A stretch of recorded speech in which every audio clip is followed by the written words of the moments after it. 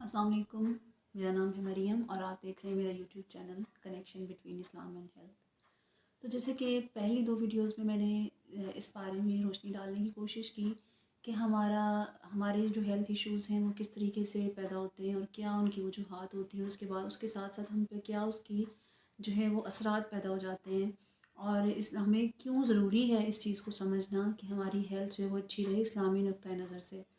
तो आज मैं जो वीडियो बना रही हूँ इसका टॉपिक मैंने ये रखा है कि how can we prevent different health issues, कि हम डिफरेंट हेल्थ इश्यूज़ जो हैं, डिफरेंट सेहत के जो मसाइल हैं, बीमारियाँ हैं, उनको हम किस तरीके से रोक सकते हैं और किस तरीके से उन पर काबू पाया जा सकता है। क्योंकि ये टॉपिक जो है काफ़ी लेंथी है और काफ़ी टाइम टेकिंग है। सो दैट्स वाई मेरी ये वीडियो जो है वो 2 पार्ट्स में होगी।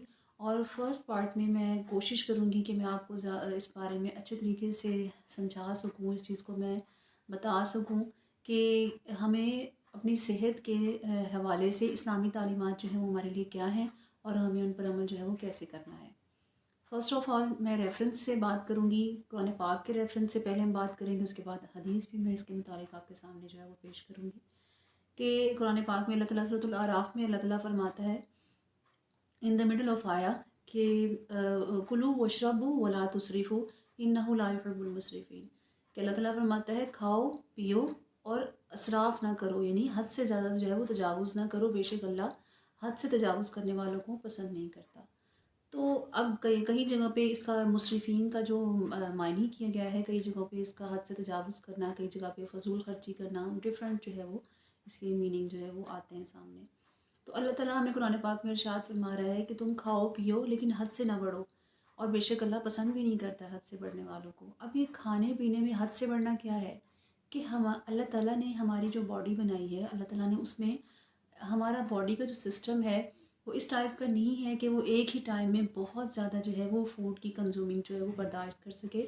हमारी बॉडी अल्लाह ताला ने इस तरीके से बनाई है कि चंद लुक़मे, चंद बाइट्स जो हैं, थोड़ा सा खाना भी जो है वो हमारी बॉडी को ताकत फ़राहम कर सकता है।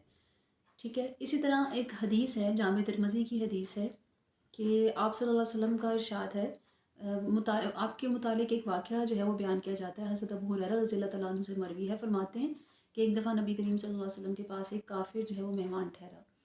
अब वो काफ़िर जो है उसके लिए रात उसने ठहरना था, तो उसके लिए आप सल्लल्लाहु अलैहि वसल्लम ने बकरी का दूध दोहने का हुक्म दिया। तो हमने पहले एक बकरी का दूध दोया, वो उसको पिलाया, वो पी गया। फिर दूसरी बकरी का दूध जो है वो दोया गया, वो भी उसको दिया गया, वो भी वो पी गया। इस तरह करते करते 7 बकरियों का दूध जो है वो दोहा गया बार बार, और उसने सातों बकरियों का दूध जो है वो पी लिया। और वेरी नेक्स्ट डे क्या होता है कि वो जब सुबह उठता है तो आप सल्लल्लाहु अलैहि वसल्लम की खिदमत में हाजिर होके वो इस्लाम कबूल कर लेता है। उसके बाद दोबारा जो है वो उसके लिए बकरी का दूध दोहा गया सुबह के वक्त, जब वो इस्लाम कबूल करने के बाद। तो उसने बकरी का दूध पिया, एक बकरी का दूध पिया, और जब दूसरी बकरी का दूध उसके लिए दोहा गया तो उसने उसको मुकम्मल नहीं पी सका, यानी कि दूसरी बकरी का दूध वो मुकम्मल नहीं पी सका। तो आप सल्लल्लाहु अलैहि वसल्लम ने इस सारे मामले को देख कर इरशाद फरमाया कि बिलाशुबा मोमिन एक आंत में पीता है और काफिर जो है वो 7 आंतों में पीता है। यानी इस हदीस की शरह जो है उसके बारे में आता है, उसमें ये ज़िक्र किया गया है कि मोमिन जो है वो एक आंत में खाता है, यानी मोमिन की खुराक हमेशा थोड़ी होती है। काफिर जो है वो बहुत ज़्यादा खाता है, उसकी खुराक बहुत ज़्यादा होती है कि उसका पेट जो है वो जल्दी नहीं भरता। अब हमें ये सोचना चाहिए, और ये बात जो है वो बड़ी हमारे लिए हैरान कुन भी है, फ़िक्र अंगेज़ भी है कि हमें ये सोचना चाहिए कि हम कहाँ खड़े हैं। हम हैं तो मुसलमान, लेकिन जिस वक्त खाने के लिए बैठते हैं तो हमें बिल्कुल भी इस चीज़ का होश नहीं होता कि हमने कितना खाना है, कैसे खाना है, जबकि हमें अल्लाह ताला के नबी ने हमें मैक्सिमम हमें हमारी खुराक बता दी है कि एक मोमिन को, एक मुसलमान को मैक्सिमम कितना खाना चाहिए कि जो उसकी सेहत के लिए अच्छा होगा। अब हालाँकि वो हदीस बहुत फ़ेमस भी है, और मुझे वो बड़ी जो लोग डाइट करना चाहते हैं और इस्लामिक पॉइंट ऑफ व्यू से जो लोग डाइट करना चाहते हैं उनके लिए हदीस जो है वो एक मशाल राह है कि वो उनको सही रास्ता दिखा सकती है कि किस तरीके से उन्होंने अपनी ज़िंदगी में एक बैलेंस डाइट को जो है वो रखना है। किसी उनको डाइट फ़ॉलो करने की ज़रूरत नहीं पड़ेगी अगर ये बैलेंस डाइट ले आएंगे अपनी ज़िंदगी में। तो वो हदीस बड़ी प्यारी है कि उसका मफ़हूम मैं आपके सामने पेश करती हूँ कि आप सल्लल्लाहु अलैहि वसल्लम का फरमान है कि इंसान के लिए, एक मोमिन के लिए तो चंद लुक़मे ही काफ़ी होते हैं, यानी वो थोड़ा सा ही खाना खा ले तो उसके लिए काफ़ी है, उसके जिस्म को उतनी तवानाई जो है वो पहुँच जाएगी जो उसकी ज़रूरत है। और इसके अलावा आपने फरमाया इसी हदीस में کہ بعد میں اس کے بارے میں آتا ہے کہ اگر زیادہ ہی تمہاری بھوک ہے تو اپنا 1/3 جو اپنا پیٹ کا حصہ ہے، معدے کا حصہ، 1/3 جو ہے وہ کھانے کے لیے رکھو، 1/3 پانی کے لیے رکھو، اور 1/3 جو ہے وہ سانس کے لیے رکھو. اور یہ اس حدیث میں ہمیں میکسیمم بتایا گیا ہے. اب ہم لوگ اس کو منیمم لے لیتے ہیں.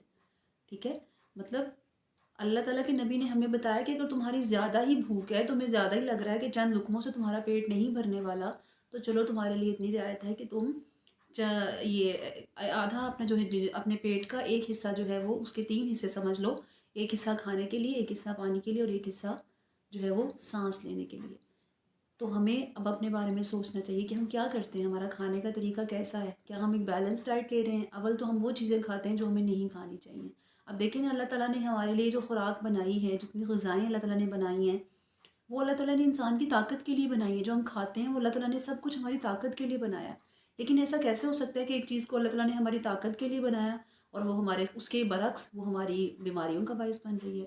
تو بیسیکلی ان چیزوں میں فالٹ نہیں ہے، ہمارا کھانے کا طریقہ، ہمارے کھانے کی ٹائمنگ اور ہم کس طریقے سے ان کو بنا کر کھاتے ہیں، یہ غلط ہے. اس بارے میں سوچنے کی ہمیں کوشش کرنی چاہیے. امید کرتی ہوں کہ میں اسلامی تعلیمات کے مطابق آپ کو تھوڑا بہت اس بارے میں جو ہے وہ سمجھا چکی ہوں گی. اللہ تعالیٰ مجھے بھی میری زبان میں اتنی تاثیر پیدا کرے کہ میں آپ کے سامنے وہ چیز بیان کر سکوں جو میرے دل میں ہے، اور اللہ تعالیٰ ہمیں اس پر عمل کرنے کی بھی توفیق عطا فرمائے. انشاءاللہ نیکسٹ ویڈیو میں اسی ٹاپک سے ریلیٹڈ مزید آپ سے گفتگو ہوگی. تب تک کے لیے اپنا بہت سا خیال رکھیے گا. اللہ حافظ.